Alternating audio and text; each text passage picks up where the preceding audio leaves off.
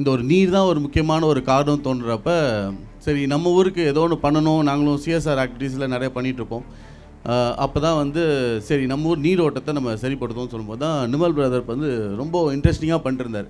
ஆஃப்ரிக்காலெலாம் போய் அங்கே இருக்கிற சொன்ன மாதிரி மகாராஷ்டிரா இங்கெல்லாம் தண்ணியே இல்லாத ஒரு வறண்டு போன காடே பண்ணும்போது நம்ம ஊரையும் பண்ணக்கூடாதுங்கிற நோக்கத்தில் பண்ணோம்.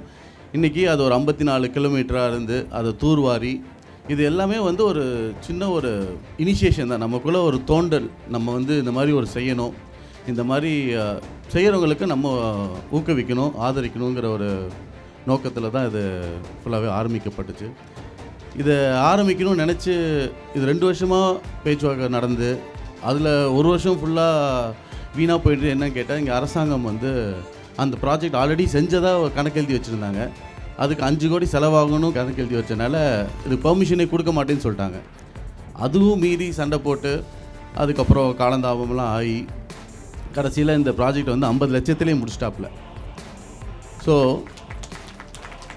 இந்த அளவுக்கு அவர் சொன்ன மாதிரி 107 நாளில் முடித்த மாதிரி வேலைகள்லாம் நம்ம ஊரில் எல்லாமே சிம்பிளாக செய்ய வேண்டிய விஷயத்தை எல்லாம் காம்ப்ளிகேட் பண்ணி மக்களுக்கு ஓட்டுக்கு மட்டும் ஏதோ கொடுத்துட்டா போதுங்கிற ஒரு நோக்கத்திலேயே இவங்க அரசியல் பண்ணிட்டுருக்காங்க.